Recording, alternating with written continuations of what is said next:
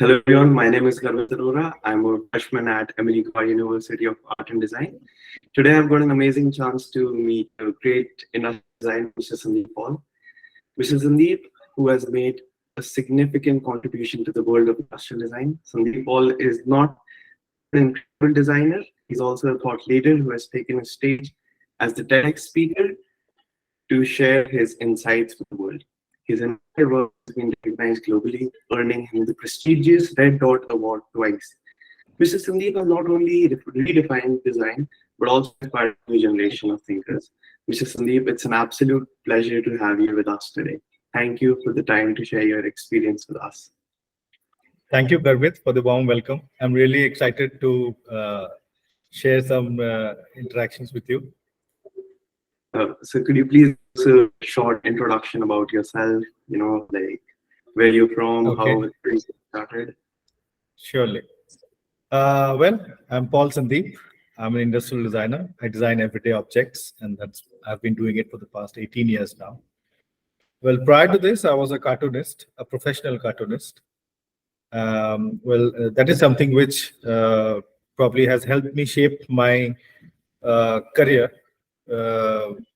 It might sound a bit awkward, but the real fact is, when you are a cartoonist, you have to have a very, very sharp eye for detail in terms of observing your everyday life. And that is what I used to do as a professional while I was studying my engineering, electrical engineering. So in the night shift, I used to work as a sub editor, and I used to have my own pocket column called Not As You See. So what used to happen is that one fine day I realized that as a cartoonist, I was observing everyday life and making fun of those situations which I was coming across.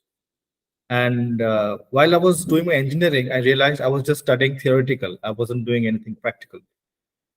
So the thought that triggered me was that if I could combine my technical know-how and my problem identification skill of observation, can I be someone who is a problem solver? And can I be someone who can add value to the society? I think that was the turning point where I realized that I should get into design. And yeah, so that was the starting point of my career, actually, when I decided to become an industrial designer. It's great to hear that, sir. From a cartoonist to an industrial designer, that's a journey which you have gone through. I've heard your TED talks and everything a lot of times. Also, I use some of your products, the multi-plant Really? which you made, and the ice cubes. My Okay. This one. yes, this is exactly what which I use, and also the ice cube tray which you designed, like the drop. Okay, the ice drop. Ice drop. Yeah. Like I used to break those ice trays, and then one fine day we got this tray. It has helped us a lot. Thank you so much, sir, for designing these kind of products. It's an honor to have you with us. Thank you. Also, sir, could you take us through your journey in this field? Like, how has it when you're in this like field for about 18 years, I believe? So Yes. how has it been, like it's a very long time which you've spent in this field. Well, I think I was very lucky because I got a very good exposure and break in the beginning of my career.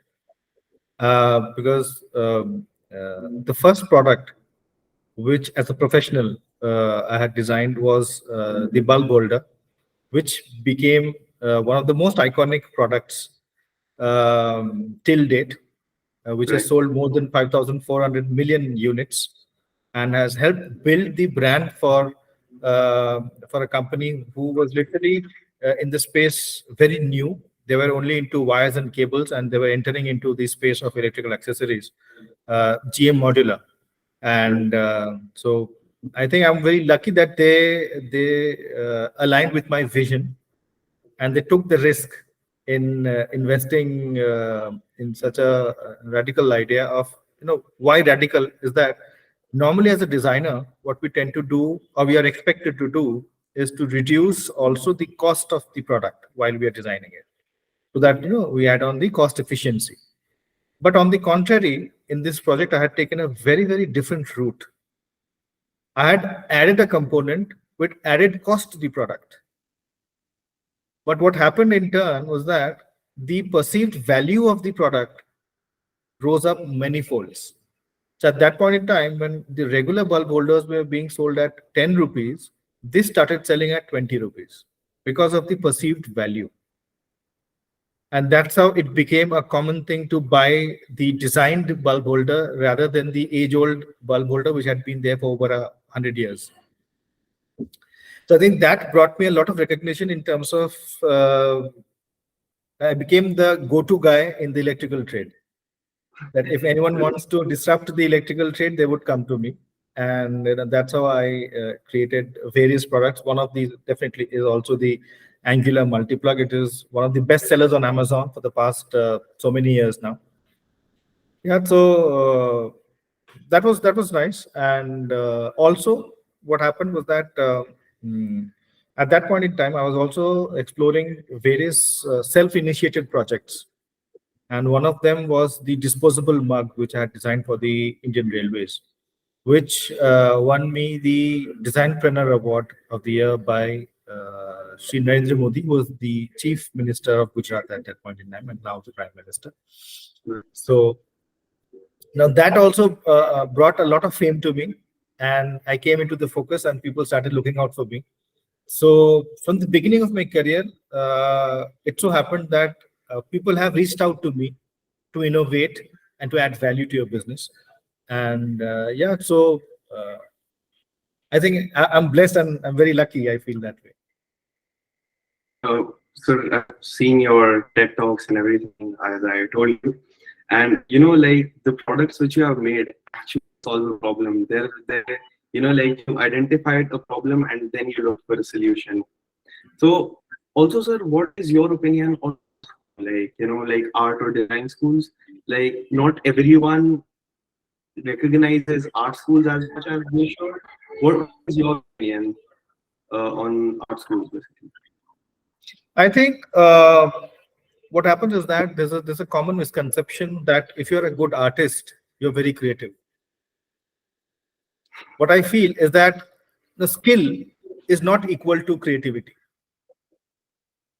Skill is just another tool to express your creativity. How well you can express your creativity.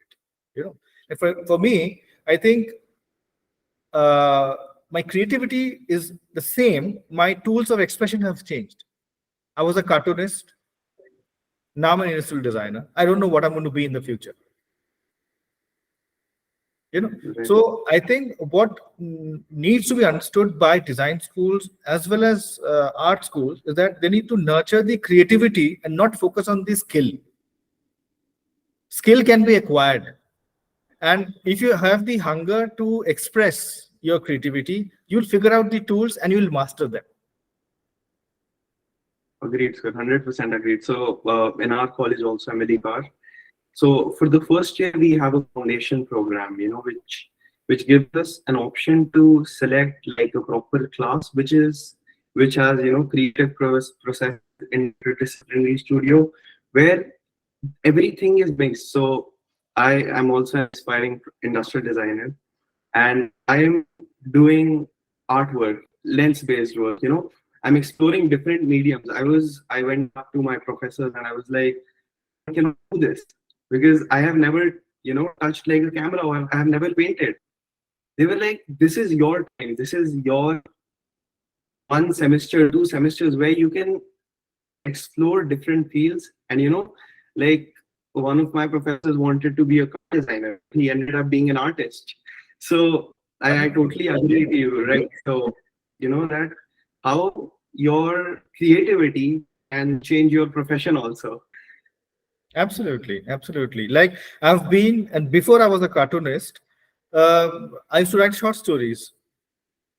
I used to write short stories in newspapers and magazines. Okay. So I was a storyteller. So even before I was a cartoonist, I was a storyteller. So as I said, creativity can be applied to any stream of field. I feel it's not only that the designers or the artists are to be considered as creative. Anybody can be creative, and they have to find the right tool to express it. Right. 100%. Also, sir, you have been through, I believe, 3 or 4 professions, like from an electrical engineer to a storyteller to a cartoonist to an industrial designer. Who has been your biggest influence? Like throughout, like it's a huge journey, like 18 years as an industrial designer, and then your other, professions also. I think uh, I've never kind of followed any singular path or any icon, because I felt that would restrict my possibilities. See, if I start having an ideal, then I would try to find out what were their path and would try to go walk in those lines, right? And in that journey, I might lose out on the possibilities which I could have done. So I think what inspires me most is the possibilities which life throws us, and how do you actually? I think my biggest inspiration is everyday life, and the nuances of everyday life and how people interact with objects, with spaces, with each other. I think this has been my greatest gift, that I have been able to observe very critically and convert those observations into commercially viable product ideas. Right, agreed, sir. So talking about how you look at things differently, like as a layman does and like how designer does, it's quite different. So could you take us through your daily routine? Like, what is your normal day looks like? See, I think each day is very, very unique, because I'm working on various kinds of projects, starting from writing instruments, which are as small as this, to a air conditioner or a washing machine. So the variety is too big. So I really enjoy this. Sometimes my clients ask me that, how can you design so many things, like so many varied things? So is there a process? I think the process is actually the creative head, and whatever input goes in, the output will come out as a brilliant output, right? So my daily routine is primarily to maintain that creative uh, frame of mind,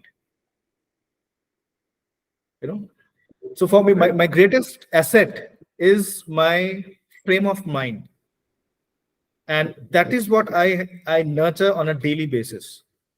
I spend time with nature. I i have a good amount of sleep, Right, and uh, I try to be as calm and peaceful, because that's when I could feel the smaller and the minutest details of everyday life, and ideas come across from anywhere. Like, uh, the other day, I was just watching, across the balcony, a house was getting painted from the exteriors, right? So by watching those guys who are painting and how they are, handling the paint buckets and all of that, I came up with brilliant ideas, that how could I improve their safety? How could I, so this is how I observe and come up with ideas. I observe everyday life. So most of my time is spent in that, nurturing the creative or the frame of mind, as I said, and only a small part is kept to execute those ideas. Once you're very clear in your mind what you have to do, executing it is very easy. okay. Quite overwhelming, sir. But as you said that, you notice like every small thing. So is it that designers look at things very differently than normal people, or it's just that we think in a way that how can we improve it, or how can we change it? Yes. I think since we are always looking for opportunities to improve, that's why we are looking at things in a different way. You know, I think you're bang on. I think you've hit the nail on its head. That is exactly why we are able to see things differently, because we are looking at opportunities. We are looking for opportunities. Like if you give a small example, if you intend to buy something, suddenly you will notice that everywhere. If you want to buy a Yeah, particular model of a car, you'll start noticing that because you're looking for it. right. Similarly, since your mind is, all fertile to look for opportunities where you could apply your, creativity, so you start finding opportunities. That's exactly the reason why I others have, feel that why didn't I think of it? Because they were not thinking about it. right. Also, right, whenever I buy some product or anything, I start to look at it everywhere. Like, everywhere I can see everyone is using it. And I'm like, okay, I'm using the right product, I guess. But you're right, like how we look at things and how we know that, we can make it better or improve the product, that differentiates from a layman and, like an aspiring designer or, a great designer Yes, like you. absolutely, absolutely. Also, sir, like leaving apart your professional life aside, what are your hobbies? Like, what do you do in free time or not doing, or when you're not, noticing at things like, minutely? No, I think, as I said, that's a constant for me. Observing everyday life is a constant. Only that when I'm converting those into commercial ideas, they are profitable to me. They're Right. generating revenues for me. And the other times I'm just creating, maybe I'm doing a painting or just a pure expression of creativity. So I'm always in that zone. Okay. And I do not read newspapers. I do not read magazines or books or anything, because I don't influence my mind at all. I don't want to. I try to be as original as possible, and it might sound a bit cliche, but then I don't like to influence my mind with any opinions or of that matter. So I try to be as inert as possible. Try to be not affected, but be empathetic, but not sympathetic. You understand the difference, right? You see a Right. situation, and if you just show or express sympathy, it means that you are done with it by showing that, by expressing that emotion. But you are empathetic, then you'll mull over it, you'll think about it, and try to find a genuine solution towards it. Right. You're right, sir. Like how busy, so it's like designed for you all the time or what? Like your Sorry, mind is sorry. I'm saying so your mind is always in that design mode. Like, you're exploring new places, like looking at different things, and you're like, I have no idea.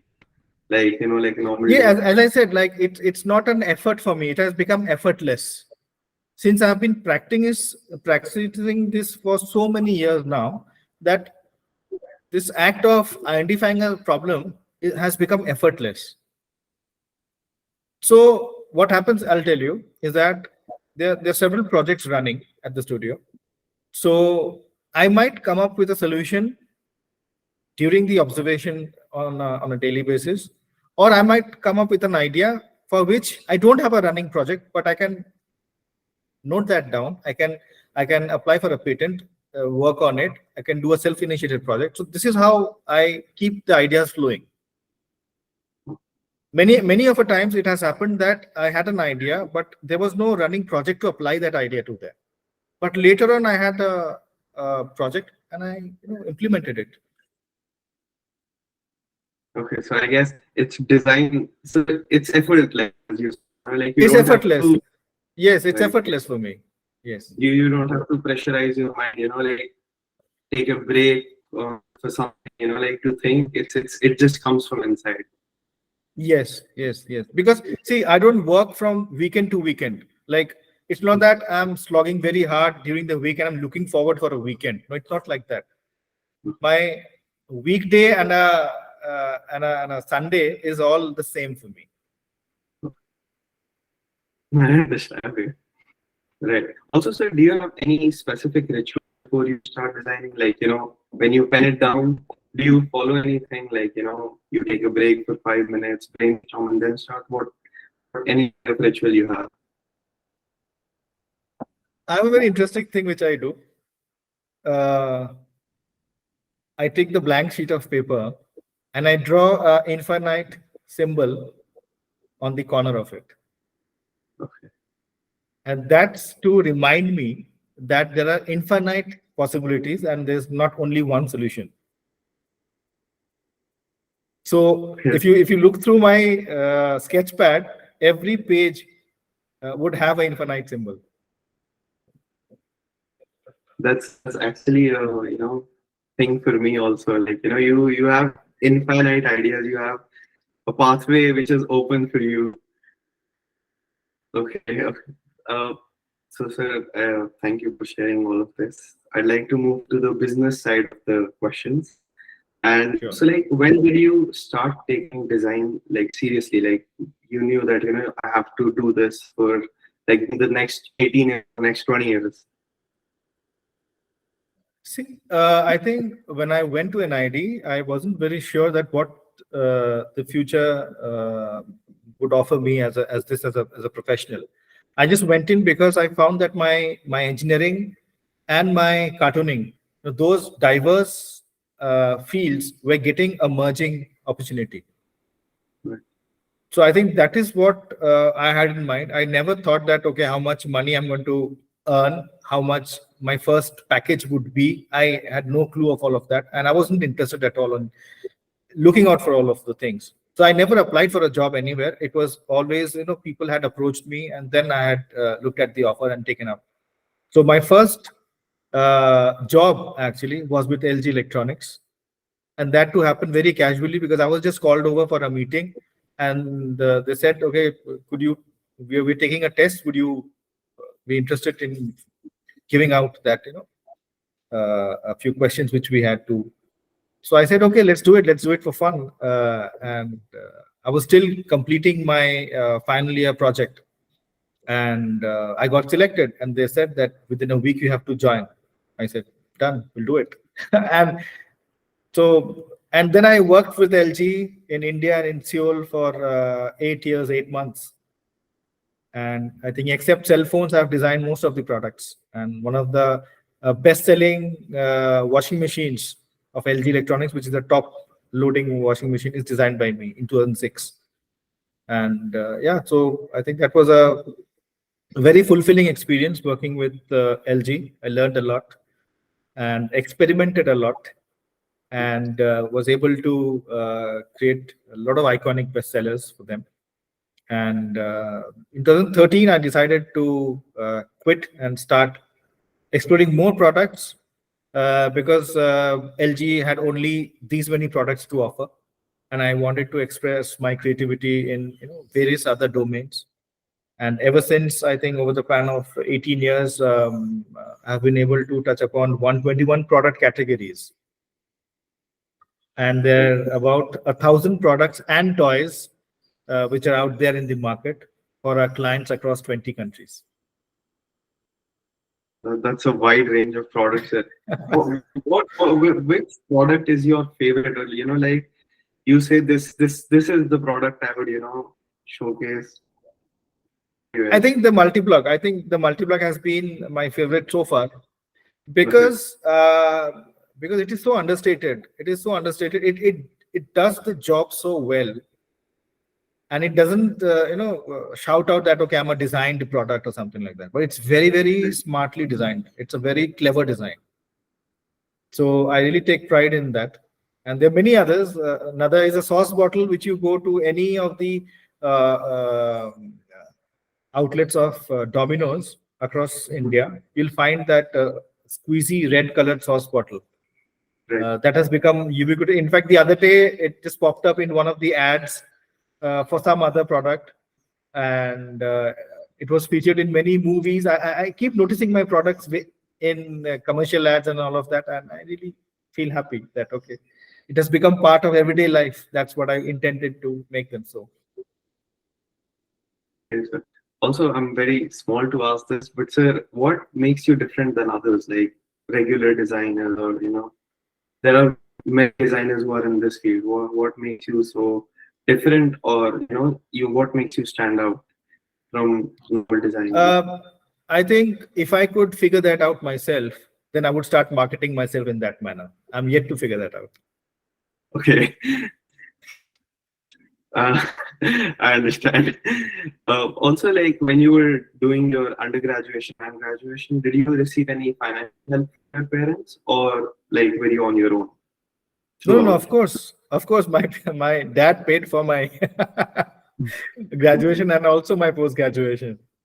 Okay. I'm also thankful and grateful to him. Obviously, like my parents are also supporting for this. But like many in Canada are on student loans, and they're self-financing themselves. So this was a question which was like highlighted. So that I wanted to ask that for you. That from you. Okay. And also, how do you deal with like the business aspects of design? Like, how do you price a product or a design? Like, what comes to your mind first? I think it's a very good question you've asked me, because I think as a young designer, everyone would have this in their mind, and I wouldn't say only a young designer. Till date, I struggle to figure out that what should be the right amount of design fee one should quote for a project. Right. So I think there's no one single answer to this. But what I have done over the years is that uh, I have set myself at uh, I try to look at myself from a third party point of view and see what value can this person add to a project. And if I really feel that I'm adding X amount of value to that project, then I would price my projects in that manner. So it's very dynamic. It depends on every project, every scope of work. Right. So there's no one single answer. But what is important, you have to understand your worth, your value. What are you bringing onto the table? If you understand that yourself, then you're in a position to command that to your clients. They have to see So, that value in you. okay. Right. Also, sir, like I am also doing industrial designing, and I'm like just started. What advice can you give me, like as an aspiring designer, what should be my short-term goals and how should I shape them? I think there should not be any short-term goal, Okay. because design is a cumulative profession. If you make one good product today, you're able to showcase it to the world. Next year, you're able to showcase 3 products because you have done 3 good products. The year after that, you're able to showcase 5 or 6. So if you focus on the quality of the project you're working on, the output you're giving on, it could be only one project 1 year, but it will definitely have a cumulative impact on your career graph.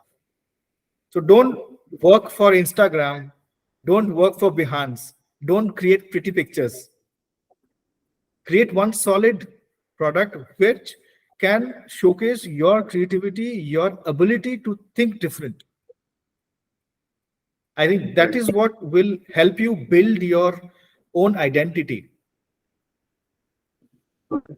And if you try to only create and match up with what the rest of the guys are doing, you'll land up with a huge portfolio of good looking products, but they might be of no use. Right. You have to create thought provoking ideas. You have to work on thought provoking ideas. Okay. Uh, Surely, sir, I would keep this in mind. And as you said, like how I should focus more on like creating thought-provoking products, not just beautified products which have no use. Like not a solution looking for a problem, but a problem looking for a solution. So basically, and sir, how is the industry these days? Like, everyone is talking about how market is changing, how AI is coming into the place. What, what should I do to, align myself for the future, and how should I work?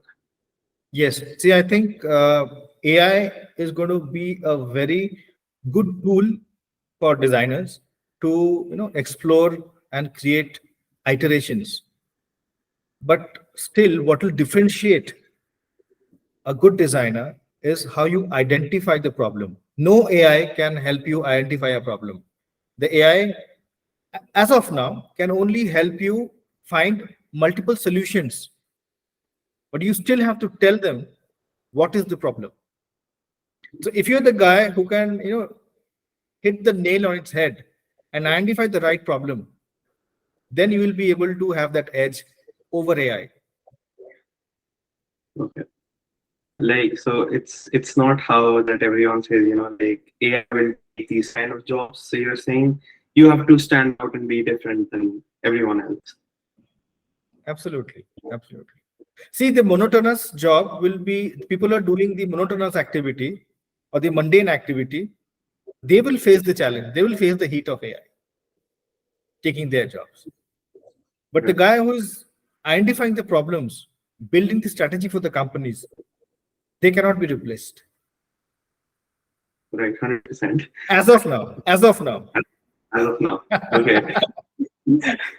But I believe, right, like identifying the problem requires emotion, requires personal touch, which as of now AI does not hold. It can give you multiple Yes. solutions, as you said. Yes. Yes. And why I'm saying this is that many a times a client might come with a definite design brief, design requirement in mind. Right. But as a designer, we're not bound to start working on the brief immediately and give solutions. We can always Right. take a step and tell them that this is not the right problem we're trying to solve. There's a bigger and a better opportunity lies here. So people who will master the using of AI softwares will immediately get onto the project and start delivering multiple options. Right. But a good designer is one who will take a step back, question the problem itself, and say whether it is the right problem to be solved or not. It has happened so many times with me in my projects that have shown and opened up an entire new direction for my clients. And they've done wonderful, got wonderful ROIs on their investments because the path was completely different from the competition. Right. Um, Thank you, sir, for the information. So I'm moving towards like the personal question, like about your life and how this journey has been, like just other than designing and everything. So first question is like, what are some roadblocks you face in the field, like, and what you face in your daily life also? What are the kind of roadblocks you have? No, seriously speaking, as I said, I've been very lucky, I would say. And since I had no charted route for myself to follow, so I could never see any roadblock. I never walked a straight path. I was always meandering around and looking Right. for possibilities. So wherever there was a possibility, I was going there and fulfilling the need of the context and then moving ahead to another. So I think if you, I don't know how to put this across, but I've never had a definite goal in mind. When you have a definite goal in mind, definitely you will have roadblocks and you have to overcome that to reach that end goal. But for me, I don't know it's a good thing or a bad thing for me which has happened, but I've never had a goal in mind. I didn't know that I have to reach here. I just happened to be here and being interviewed by you. No, so it's a great opportunity that I got to interview and speak with you. A following question to this. So didn't your family like a set goal for you? Like they expected something out of you, or they let you be free? Like whatever you can do. No, they did expect that I would become an engineer, do an MBA, and get a regular job. Okay. I would say definitely that there was some disappointment at the stage where I was studying my engineering and I wanted to deviate from it and get into professional cartooning and journalism. So I would definitely say my father really got disappointed at that point in time that while I was studying engineering, I was being, distracted to the world of journalism and cartooning and media and all of that. But later on, I think he has also been someone who understood and realized that I have both the brains working, the left side and the right side, equally working. So I think he played a tremendous role in guiding me that you should actually follow industrial design. Well, however, he had no clue of that profession at all, and there were no expectations in such that you have to do really great in life. He just wanted that I should be happy in what I'm doing. When he realized that even while I was doing my engineering, and if I could see, I had a very hectic schedule. The daytime I used to study for my engineering, and from evening 8:30 to morning 3:30 a.m. I used to work in the newspaper. So he could, I think, identify that this guy has a true, genuine passion to pursue something creative. Right. And that was the point he kind of, I would say, set me free from any expectations. Okay. Right. So your journey, when I see your journey when you started as an electrical engineer, then you went on to the cartoon path, then industrial designing. It teaches me that how you can do anything you want. You just have to have the creative mindset, what you say, to Yes. reach there. But how do you do this? Like effortlessly, how do you do this? Is this spontaneous or Yes. is there something Yes. planned? No, there's nothing planned. As I said, if I have no goal, I cannot plan it. Okay. So nothing is planned in my life. Everything is like go with the flow. Okay. So is this like that? Should I follow this or do you suggest something else? What should my thing should I be? don't recommend. I don't Okay. recommend this at all because, see, I'll tell you, if you're looking for stability in life, this is not the path to be followed. Okay. If you want instability, if you want always on the edge, that what you don't know what's next, this definitely is very exciting. But I don't recommend this. Okay. It's like because taking because see, it's a disclaimer. I have been lucky. What if you're right. not? It's like eating this every day with you, right? Yes. Okay. Yes. Because And I'll I'm tell you, thinking, because if you have a goal in mind that I have to reach here, it could be financial goal, it could be academic goal, it could be any goal. So then you have to really chart your path accordingly. I think for me, it's not my cup of tea. I even select projects which give me immense pleasure. I reject projects which I feel that I don't want to work on. no, Because I don't have a set financial goal for me to address, so I can let go projects. It's okay for me. right. So you have But to be very people. Yes, because I have seen people, my counterparts, my seniors who have established design studios, and when we have a one-on-one conversation, they say, Paul, we wish we could be like as free as you, because okay. they have a big team, they have responsibility, they have to take up any and every kind of project to keep the show going. Right. But I have Like the the freedom to choose the kind of projects I want to. And that's how I'm able to create impact on each and every project I take up. Because it's very, very selective projects. So basically, you focus on the quality of the project and not the quantity. Yes.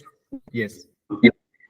So But while in the going, long run, I have 1,000 products which I'm equally proud of. okay.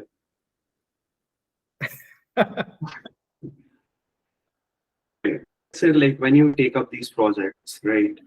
You would have to deal with criticism, like deadlines. How do you deal with all these things? Like, No, that is the first criteria to work with me. I set the deadlines. okay. Right.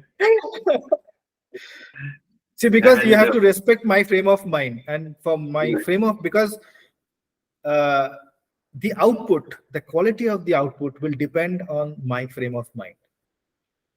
So my clients, who eventually have become my friends, are the ones who have understood this, that the value which I'm bringing in will only come if they set me free.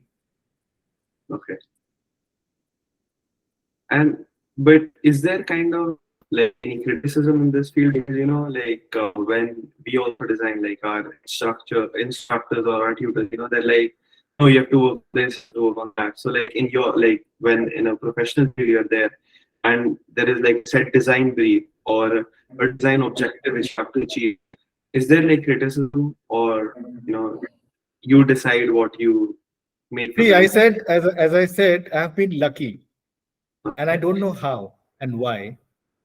Most of the projects, uh, the reactions which I strive for in any project is when I first show them the design option, they say, wow. Okay. That is my criteria. Until then, I do not show my ideas. I don't present my ideas. I have to get that wow from them. And, you know, in some of the recent projects, I was doing a government of India project. I was designing the liquor bottle for a tribal drink. It was a government tender which I had won. And the principal secretary at the end of the project said, Paul, you have you exceeded our expectations. Okay. So I think these things give me a lot of impetus, and for me to strive further and work hard, because I never leave any stone unturned until I'm pretty sure that this is going to be something which they will fall flat on. They'll fall in love with. Okay. So I guess that's what when you say you set your own deadlines is because you want to give so much time that there is no room for ifs left, Yes. right? Yes, Okay. yes. See, because the other side of business is that they are tied up with deadlines. They want to do something, and at most of the time, what happens is that if you try to match up at their speed, you end up with half-cooked ideas. Half-baked ideas will never fetch you those impact which you're looking at, you're expecting. So Right. no, the first red flag for me for any client is that when they say I wanted it yesterday, I tell them clearly that your planning, time management is very poor. Okay. I can't work with you. Right. You have to have ample time to work with me. So Because in this if you field, spend that amount of time with me, the rest of your journey, business journey, is going to be very, very rewarding. rewarding. Okay. Rewarding is the right word, right? So like for me, like when I finish my undergraduation and when I step out of the university, what is the first step shall I take? Or like in the university also, like focusing on internships, focusing on any Fiverr or something, like what should I do if you recommend something? I think you have to try to understand what excites you in terms of which domain. It could be medical devices, it could be furniture, it could be XYZ. Okay. And it's very important you love what you do to start off, so that you enjoy and you really push hard to create an impact. So choose that Right. category first in your mind, and then you could take up a job in a corporate, you could do an internship or whatever suits you. But I think what's important, it's not important which brand you're working with. It's important what project you're working on. Okay. See, the Right. bulb holder which I had created, if I had thought of that, the brand, they were completely unknown. Way back in 2004, GM was completely unknown. I built the brand with the product, Right. right? And the product built my career in return. It's your You understand? project which you make the statement, right? Exactly. You might land up with an internship with a very big brand name, but your output is no good. It won't help you. Okay. Right. Also, any tips while applying for internships? Like, when I apply for internships in next summer or next winter, like any tips should I follow? Uh, I know I've been out of this game of applying, and for so many years. Like it's been 18 years now, and when I clearly remember when I was applying for internships. I did my internship with Whirlpool of India, Mhm. and I don't know if you're aware the product which I had designed for them, the uh, utility drawer for dry storage, is Right, one of right. the most iconic product. It's a standard in the trade now. Every other brand has that product. You're right. So because I was very inclined towards working on home appliances. So for my internship, I had just called up and I said that I'm very interested in doing something in the appliances sector. So if there's an opening or anything of that sort, and as I said, I was lucky, and they pulled me in, and I could create that impact. So I think I really can't actually give you any advice on this. How do you apply for an internship? Because I think the world has Okay. changed so much in so Right. many ways in all these years. But yeah, I think create a good portfolio of impactful projects. I think that should help, and try to be as honest and genuine as possible. Okay. Have the guts to say no and accept if you do not know anything. Okay. Right. And what would you look in a portfolio? Like if you As were I to, said, yes, I do get a lot of portfolios on a daily basis. Some I must admit I skip. Some I do look at because of time constraints. I But was yes, lucky though sorry, that you. I'm saying I was sorry to interrupt, but I was lucky that you saw my message. I wasn't expecting your answer, honestly, and you you replied got in 3 lucky. hours. You replied. I was like, I wasn't expecting this so early. No, but But I'm sorry that I couldn't find time much early because we've been under this right. conversation, but I didn't find that space where I could have this I wasn't conversation because I wanted to expecting. have a good amount of time spending with you. I didn't want to plan it in between meetings or in between Right. stuff. I thought I should have a good amount of time to actually cherish this conversation with you. I know. It's it's an experience for me because like I've seen a lot of YouTube videos and I've explored many works, but I've never talked to a proper industrial designer who's been in the field, who knows what he's doing, who has explored different fields also. So I really wanted to understand, like with the help of this assignment, that how I shall shape my future or my present also. Like being here, it's very confusing, to be very honest, because in a design school and in an art school, 90% of the people are lost. 8% who are working, you will never see them, and the rest 2% you're very confused with the field.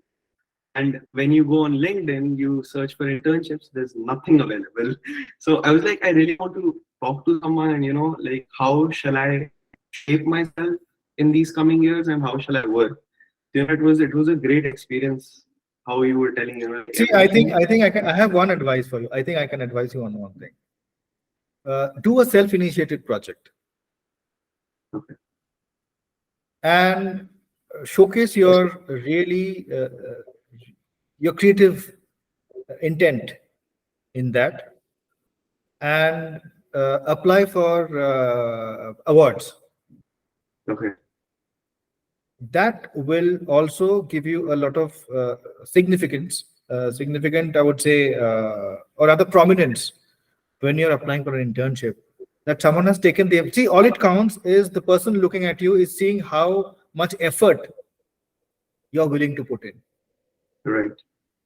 You know, so if you can communicate that in the smallest amount of time, if you can get into that mind space of someone that you are genuine, you're willing to go that extra mile and willing to put that effort, Right. so I always say that self-initiated projects always are a good way to project how really interested you are, unlike just doing the assignment work.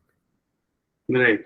So Yeah. for my portfolio to get into college, Yes. I did two initiated projects, which Mhm. was, one was adopted in our school also. It was the shoe sterilizer box. It was Okay. it was a COVID product basically. Mhm.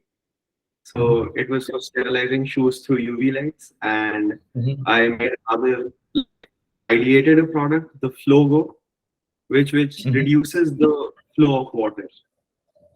Okay. You know, Wow. through the use of physics, it reduces the flow of water, and you save some amount of water depending on how you use the physics in it. So Mhm. I guess that's what got me into this college, because you're right. Otherwise it was all those school-based projects which were in our Mhm. product design classes, and I just use them in my portfolio. But I guess the Mhm.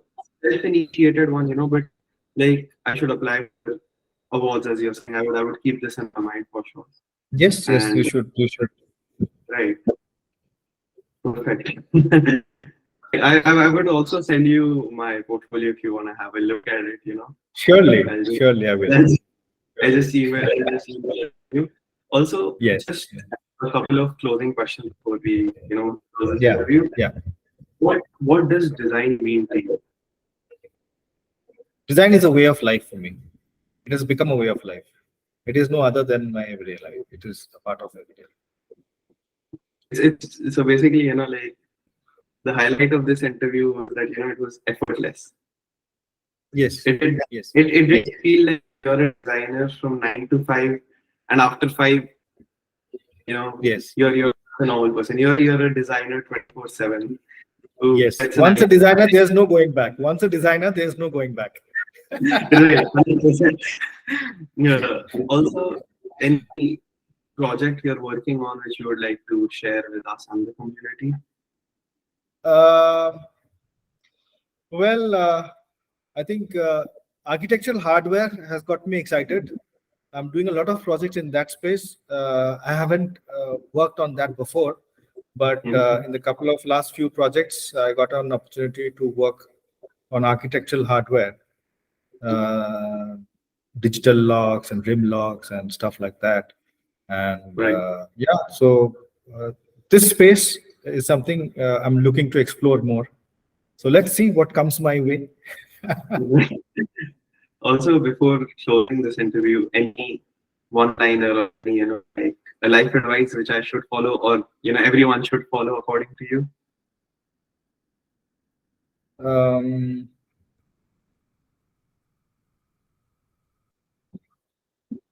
what should I say?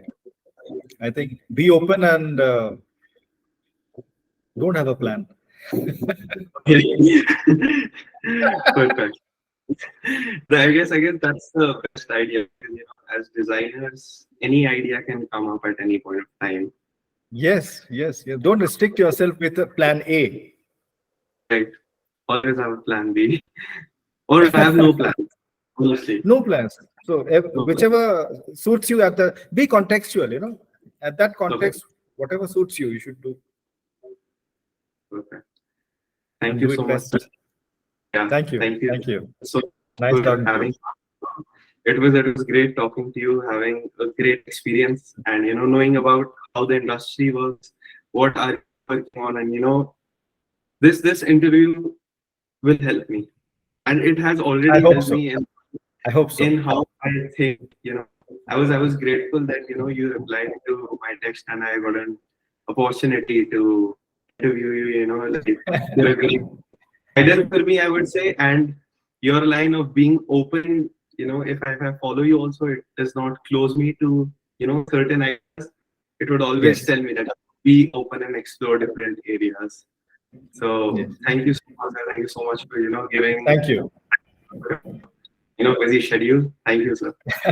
Thank you. Bye. Thank you, sir.